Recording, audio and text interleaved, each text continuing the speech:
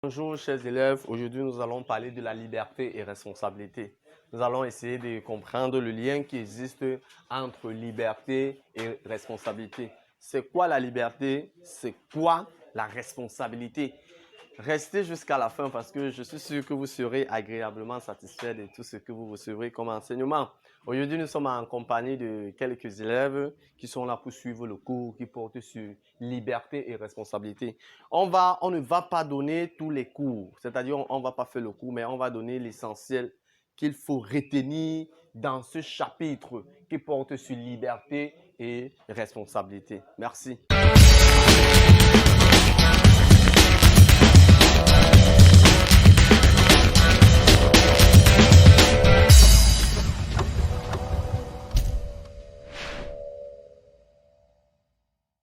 Lorsqu'on parle de la liberté et responsabilité, il faudrait d'abord comprendre ce que c'est que la liberté. C'est-à-dire commencer par donner une définition au terme liberté. Première définition qu'on pourrait donner au terme liberté, c'est absence de contrainte.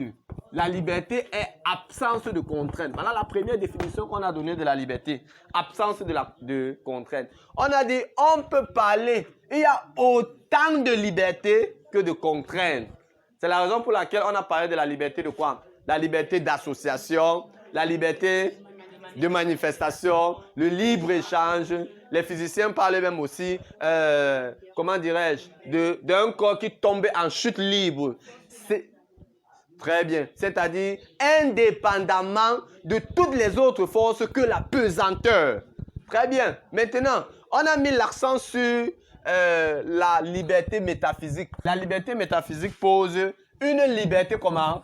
Absolue. Une liberté absolue. Très bien. La liberté métaphysique pose une liberté absolue. Voilà ce qu'on a dit. Parce qu'il y aurait la liberté d'association, la liberté d'expression, la liberté d'échange, ce qu'on appelle dans le commerce le libre-échange, parce que les métaphysiciens parleraient d'un corps qui tombe en chute libre, qu'on serait en train de parler, comme les métaphysiciens disent, de la liberté métaphysique, qui pose une liberté comment? Absolue, totalement absolue. On a vu quel auteur?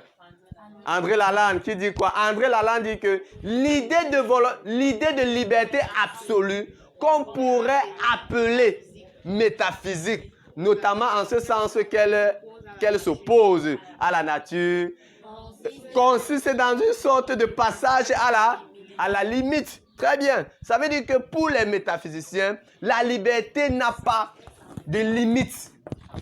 La liberté n'a pas de limite. C'est ce qu'ils pensent. La liberté n'a pas de limite. Ça, la liberté devient quoi?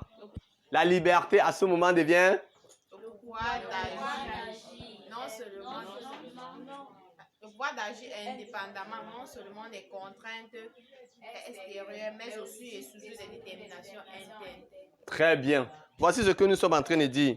Liberté et responsabilité. Nous sommes là. On a défini, premier abord, la liberté comme étant l'absence de contraintes.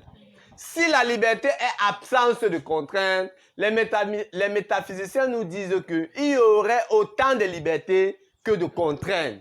Et ils posent la liberté comme étant une liberté absolue, une liberté sans limite. Selon eux donc, la liberté serait, voilà ce qu'il ne faut jamais oublier, la liberté serait le pouvoir d'agir indépendamment. Le pouvoir d'agir indépendamment des contraintes extérieures, mais aussi des déterminations internes. C'est très important. Voilà comment on définit la liberté. Bon, maintenant, à bien comprendre, on serait en train de se demander, cette définition veut réellement dire quoi? Cette définition veut réellement dire que, en réalité, j'ai ce magicien pouvoir de poser des actes sans toutefois qu'elles terminent par avance, ni par mes idées, ni par mes instincts, ni par mes habitudes. Voilà ce qu'on a dit. Ça veut dire que ceci pose donc maintenant la question du libre arbitre. Le libre arbitre Est-ce une réalité ou une illusion? C'est ce qu'on va essayer de voir. Si le libre arbitre est une réalité ou une illusion. On va commencer avec le libre arbitre comme une illusion.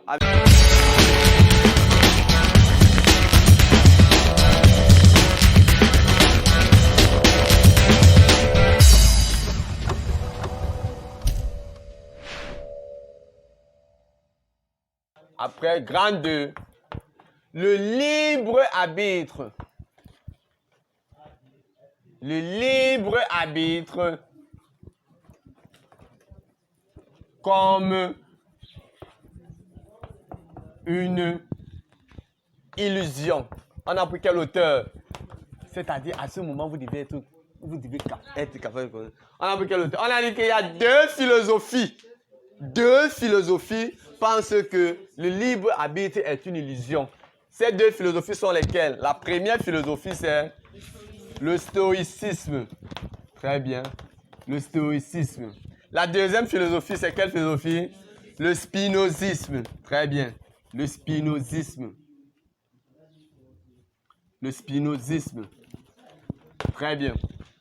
Voilà les deux philosophies qui pensent que le libre arbitre, entendu comme la liberté absolue, entendu, parce que quand ils parlent du libre arbitre, j'ai l'impression qu'il y aurait certaines qui ne comprennent pas. Quand on parle du libre arbitre, entendons libre arbitre comme étant quoi? Comme étant ce pouvoir d'agir indépendamment des contraintes extérieures et des déterminations internes. Est-ce que c'est une réalité ou bien une illusion? Les philosophies telles le stoïcisme et le spinozisme pensent que c'est une illusion de penser que l'homme est libre. C'est une illusion de penser que l'homme est libre d'agir comme il veut.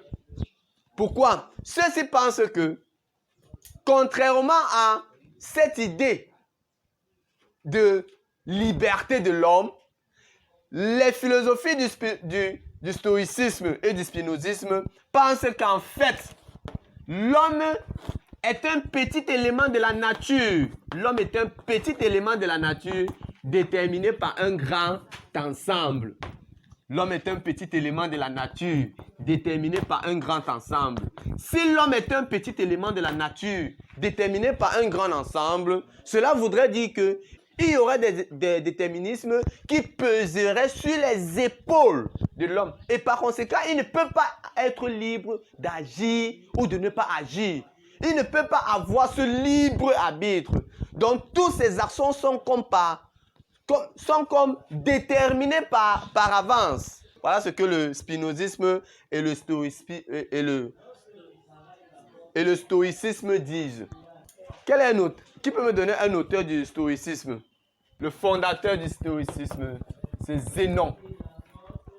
Zénon. À ne jamais oublier. Ceux qui veulent avoir la mention au bac là. Le fondateur du stoïcisme, c'est Zénon. Il a dit que le père du stoïcisme, c'est Zénon. Très bien. L'homme n'est pas libre. Pourquoi? Parce qu'il y aura une nécessité qui pèse sur l'homme. Une nécessité. C'est quoi la nécessité? On a défini la nécessité comme étant... Très bien. Ce qui ne peut pas. Voilà. Ce qui ne peut pas ne pas être. C'est ça la nécessité. Ce qui ne peut pas ne pas être. Comme déterminisme, on voit quoi? On voit les facteurs sociologiques, les pathologiques, biologiques et psychologiques. Il ne faut jamais oublier. Très bien. Maintenant, mieux encore, ceux-ci pensent que si en réalité, le stoïcisme pense que si en réalité l'homme devrait être libre, il faudrait que l'homme accepte quoi? Accepte la nécessité. Prends peut-être un exemple. Si vous êtes sur votre balcon et que vous jetez de travers votre ennemi, vous n'avez pas besoin de lui dire tombe. Qu'est-ce qui va se passer? Il va sauf que tomber. Donc il ne peut pas s'empêcher de tomber. Pourquoi? Parce que sa chute est déjà nécessitée. Donc la seule chose qu'il ne puisse faire à cet instant-là, c'est tomber. C'est ce qu'on appelle la nécessité. Ce qui ne peut pas ne pas être. Ça sera ainsi. Tu ne peux pas empêcher. Donc, c'est comme si c'est une existence déjà préétablie. C'est comme si c'est une existence définie d'avance. Très bien. Et pour être donc libre selon le stoïcisme, c'est que l'homme devrait accepter cette nécessité inéluctable. Mieux encore, l'homme devrait accepter. Voilà ce que vous devez comprendre qui est très important. L'homme devrait dire oui à la succession inéluctable des causes et des effets. Parce que quand on parle de nécessité, on va voir d'un côté les causes, de l'autre côté les effets. Vous avez souvent l'habitude de dire quoi? Non, les mêmes causes produisent les mêmes effets. Très bien. Parce qu'on aura certaines causes, qu'on aura certains effets. Chaque fois qu'on aura ces causes-là, on aura les mêmes effets. Donc, le stoïcisme soutient l'idée selon laquelle si l'homme donc veut être libre, il devrait dire oui à la nécessité, dire oui à la succession inéluctable des causes et des effets. C'est la raison pour laquelle ils ont leur credo. Leur credo, c'est quoi? Ils disent quoi? Pare, re, deo et libertas. Pare, deo et libertas. C'est-à-dire, adopter de bon cœur le déterminisme inéluctable, c'est être libre. C'est-à-dire, c'est lorsqu'on décide d'adopter de bon cœur le déterminisme inévitable, c'est à ce moment qu'on est libre. Et il rejoint en quelque sorte Jean-Jacques Rousseau. Dans quel sens? La maxime que, c'est-à-dire que l'obéissance que Jean-Jacques Rousseau nous prescrivait à l'égard des lois, le stoïcisme pense que nous devions avoir la même obéissance à l'égard de la nature. Dans quel sens? Pour dire quoi? Jean-Jacques Rousseau dit quoi? La loi, l'obéissance à la loi qu'on s'est prescrite est liberté. L'obéissance à la loi qu'on s'est prescrite est liberté. Voilà ce que le stoïcisme pense. Le spinozisme vient de... Voilà, très bien. Il y a les gens qui veulent même tout son nom. Baruch Spinoza. Le spinozisme vient de Baruch Spinoza. Très bien.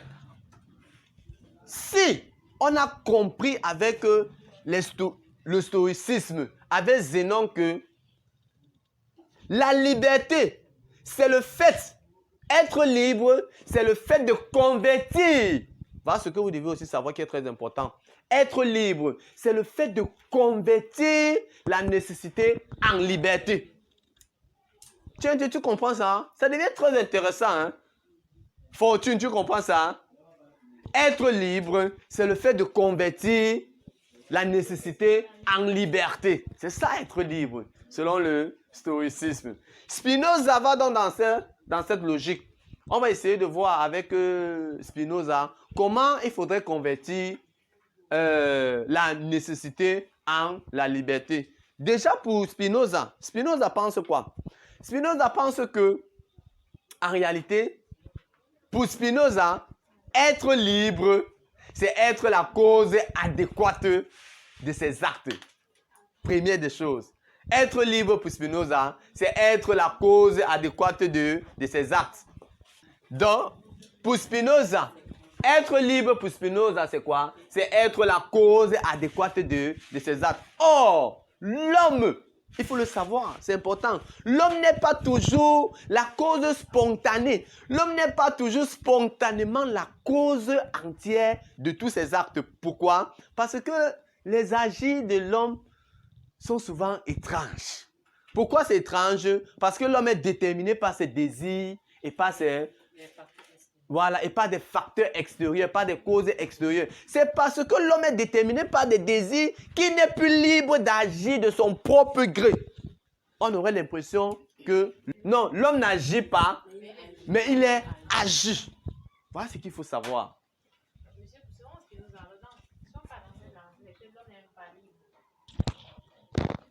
Oui, si on va dans cette lancée, selon Spinoza, l'homme n'est pas libre. Spinoza pense que l'homme n'est pas libre. Parce que la liberté chez Spinoza doit se comprendre de deux manières. C'est-à-dire que l'homme, de prime abord, selon Spinoza, l'homme n'est pas libre. L'homme n'est pas libre, pourquoi? Parce qu'il y aurait certains déterminismes à l'égard de ses désirs, notamment ses désirs et des causes extérieures qui pèseraient sur sa liberté, qui annuleraient sa liberté. Voilà ce que Spinoza pense. C'est la raison pour laquelle il dit dans Éthique 3, propos 59, il dit « Nous sommes agités de bien des façons par des causes extérieures. Pareil à des flottes de la mer, agités par des vents contraires, nous flottons inconscients de notre sort et de notre destin. » Voilà. Donc ici, il montre qu'en réalité, la liberté de l'homme est comment? Elle est illusoire. Elle n'existe pas. Mais il ne s'arrête pas à ce niveau. Voilà là où vous devez être différent des autres élèves. Voilà. Non, non, non. Très bien, oui. Voilà là où on doit être différent des autres élèves. Spinoza a dit donc maintenant à ce moment que, attention, si l'homme veut être libre, très bien, il faut accepter d'abord la nécessité, mais mieux encore, Spinoza a dit que si l'homme veut être libre, l'homme devrait accomplir seulement les actions qui résultent de la nécessité de sa nature, pas des actions qui résultent des causes extérieures. Accepter la nécessité, c'est être libre déjà pour Spinoza. Nous sommes d'accord? Accepter la nécessité, c'est être... Donc, si l'homme veut être libre, comme le stoïcisme, non? Si l'homme veut être libre, il doit accepter la nécessité. Bon, dans la nécessité, on a défini la nécessité comme étant ce qui ne peut pas ne pas être. Très bien. Bon, maintenant, si l'homme veut donc être libre, Spinoza nous dit que si l'homme veut être libre, l'homme doit accepter la nécessité. Et il va même plus loin. Comme j'ai dit là, l'homme ne doit accomplir que des actions qui sont déterminées par sa nature même. Pas sa nature. La nature, c'est quoi? C'est la nécessité pour être libre. Pas sa nature même. Et cette nature, c'est quoi? C'est la nécessité. Ça, c'est pour être libre. Spinoza affirme 2 points. J'appelle libre toute chose qui est et agit par la seule nécessité de sa nature, point virgule, contrainte, celle qui est déterminée par une autre à exister et à agir. Point, vous fermez les guillemets.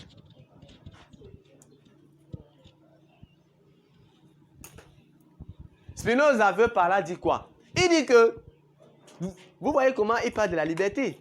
Ça veut dire que si je décide d'être libre, au sens de Spinoza, si je décide d'être libre au sens de Spinoza, je dois seulement accomplir des actions qui sont déterminées par ma nature même et non pas les causes extérieures.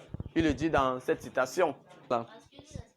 Pourquoi? Voilà, parce que ça implique l'irresponsabilité. Et on va prendre Spinoza pour justement montrer comment la responsabilité totale est une illusion. Spinoza, avec son histoire du déterminisme qui pèserait sur les épaules de l'homme, montre que, en réalité, la responsabilité totale est une illusion. Parce qu'à ce moment-là, comme l'homme n'agit plus selon son bon vouloir, comme l'homme n'agit plus selon sa bonne volonté, cela voudrait dire qu'il ne peut pas être totalement responsable de ses faits et de ses actes. Ça devient intéressant. Si je ne comprends pas, ça me choque. Ça veut dire que si je n'agis plus selon moi, parce que Spinoza dit que l'homme n'est pas libre parce qu'il est déterminé. L'homme n'est pas libre parce qu'il est déterminé par ses désirs et par les causes extérieures. Si je suis déterminé par mes désirs et par les causes extérieures, cela voudrait dire que mon acte, je ne peux pas l'assumer. J'ai pris le cas de quelqu'un qui décide d'aller se suicider. Quand quelqu'un décide d'aller se suicider, est-ce qu'il le fait de gaieté de cœur? Est-ce que c'est un plaisir pour lui d'aller se suicider? Non. Il le fait pourquoi? Parce qu'il est contraint, il subit une pression interne de ses désirs. Parce que quelqu'un se suicide après une déception amoureuse, après un business qui n'a pas marché comme il voulait, après je ne sais pas trop quoi, après un échec scolaire. Nous sommes d'accord, n'est-ce pas? Très bien ma fille. Tiens, tu comprends déjà. Ça veut dire que tu as compris la responsabilité. Quand on en parlera tout à l'heure, tu vas voir, c'est un jeu d'enfant. Très bien. Jusqu'ici, ça va? Bien. Donc, on a donc montré avec ceci que la liberté est une illusion. Donc, si vous voulez montrer, si vous avez peut-être une citation, un sujet, l'homme est-il libre? Vous voulez montrer que l'homme n'est pas libre, que la liberté de l'homme n'existe pas. On prend qui? On prend le stoïcisme et le spinozisme. Il ne faut jamais oublier. Spinoza va même plus loin en disant quoi? Spinoza nous fait comprendre qu'en réalité, on nous demande que comment être libre dans cet univers? Spinoza répond que pour être libre dans cet univers, il suffit d'accepter l'univers. D'accepter l'univers. Voilà comment il montre. Donc ça veut dire qu'un élève qui a bien compris serait en train de comprendre qu'en réalité Spinoza ne nie pas totalement l'existence de la liberté. Il soutient l'idée selon laquelle nous sommes déterminés. Mais que si nous voulons être libres, nous devons donc accepter cette nécessité. Je veux que ça reste imprégné dans votre esprit. Mieux encore, il dit, quand on lui demande comment faire pour accepter, pour vivre dans cet univers, il dit que pour vivre dans cet univers, il suffit d'accepter l'univers. Mieux encore, comment accepter tout ce qui nous arrive? Parce que parfois, vous restez dans une situation, vous voulez savoir, ouais, ce qui m'arrive ici, Seigneur Jésus, Dieu, qu'est-ce que je sens? Ouais, j'ai fait quoi à Dieu? Ouais, Spinoza te répond. Parce qu'il faut aussi rappeler que Spinoza, dans sa théorie, dans sa compréhension de Dieu, Spinoza pense que Dieu égale la nature. Hein? Pardon? Voilà, Dieu égale nature, selon Spinoza. Donc, cela voudrait dire que Spinoza dit que quand on lui demande comment accepter donc tout ce qui nous arrive, Spinoza dit que il suffit tout simplement de comprendre que tout ce qui nous arrive, très bien, tu arrives en route là, plutôt que de, peut-être tu sors de ta maison pour venir au cours, tu arrives pour prendre la moto, tu te rends compte qu'il y a tellement l'embouteillage. Tu commences à dire que ouais, je vais rater le cours aujourd'hui. Oh, ouais, je vais rater le cours aujourd'hui. Ouais, Seigneur, regarde le bon coup que je vais rater.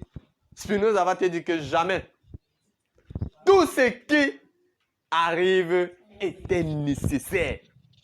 Peut-être tu ne sais pas, peut-être en venant au cours ce jour-là, peut-être en rentrant, tu aurais pu écoper quelque chose. Voilà ce que Spinoza dit.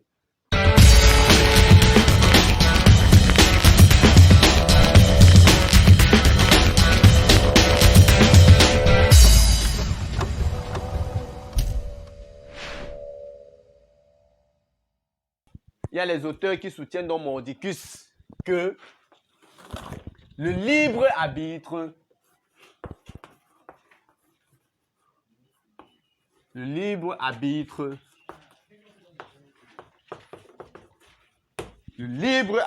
est une... On a fini avec le libre arbitre comme une illusion. Le libre arbitre est une réalité. Est une réalité. En fait, pour démontrer que, en réalité, la liberté humaine existe. C'est ce qu'on va donc voir là. Ça doit déjà rester dans votre tête. Moi, je n'ai pas fait la magie pour apprendre tout ça. Je m'assois seulement et lis. Je m'assois, je lis, je ne fais pas la magie.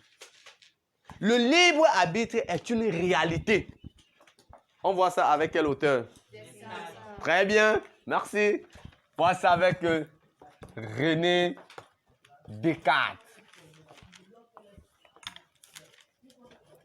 René Descartes. Qui d'autre? Jean-Paul Sartre. Très bien. Jean-Paul Sartre. René Descartes et Jean-Paul Sartre. Très bien. René Descartes et Jean-Paul Sartre. Le libre arbitre est une réalité. Nous avions dit quoi?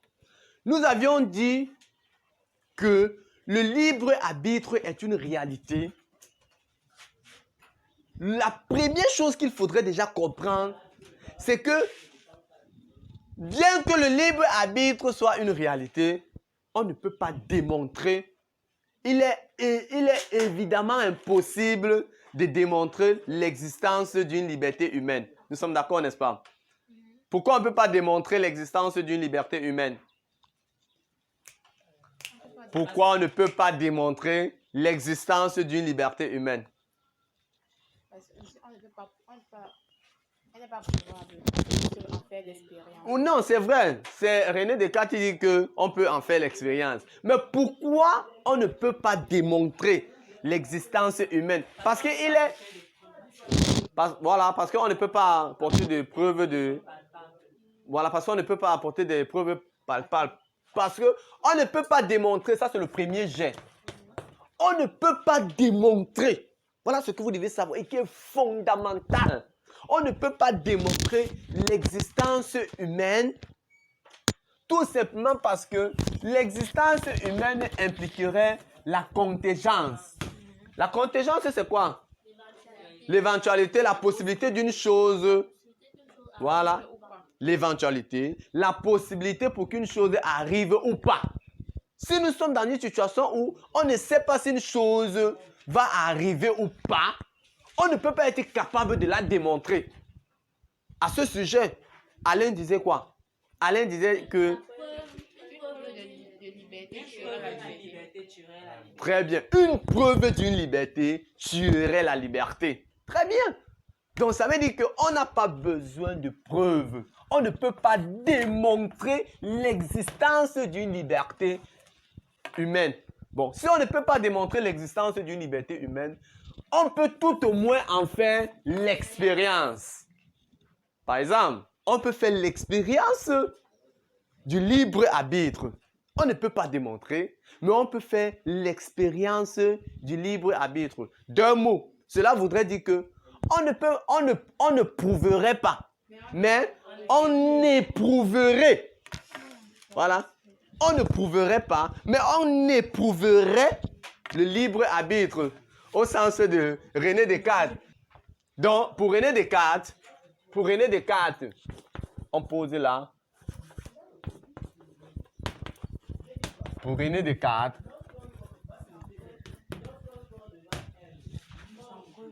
la liberté de notre volonté se connaît sans preuve, virgule, par la seule expérience que nous en avons. Voilà ce que René Descartes dit.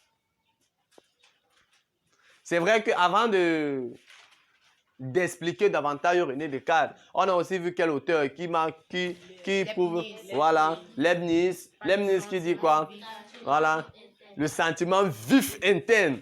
Parfois, vous restez souvent comme ça, c'est-à-dire que vous ressentez quelque chose de votre intérieur. Vous pouvez décider de ressentir cela ou pas.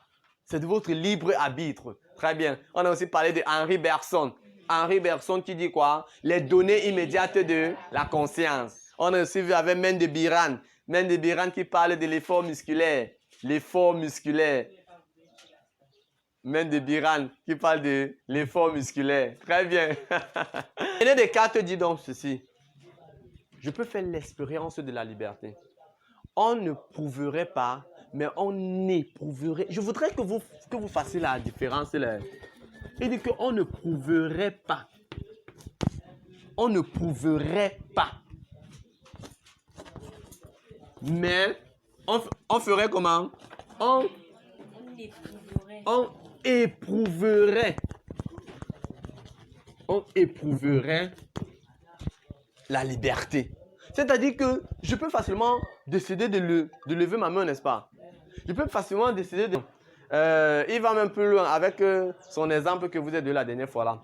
René Descartes dit que je décide de voir ce que je regarde.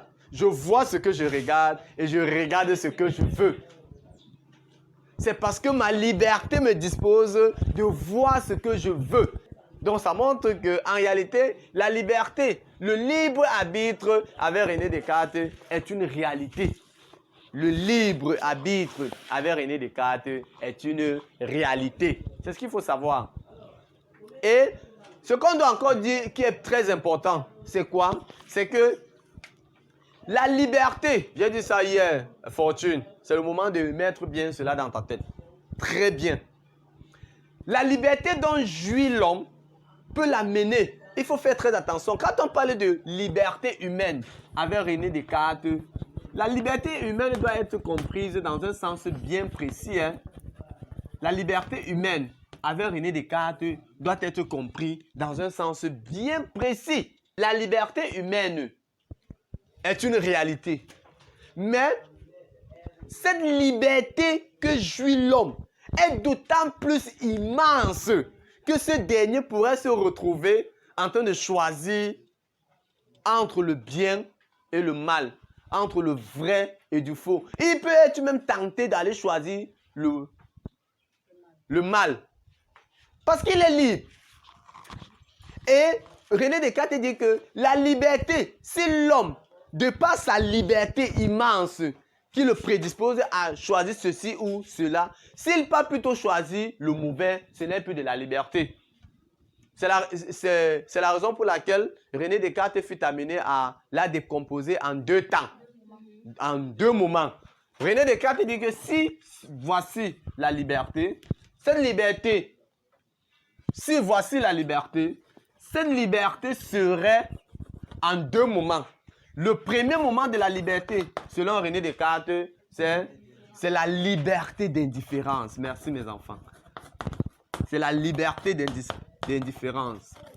La liberté d'indifférence, selon René Descartes, c'est l'état dans lequel se retrouve ma volonté lorsqu'elle est confrontée à deux choix.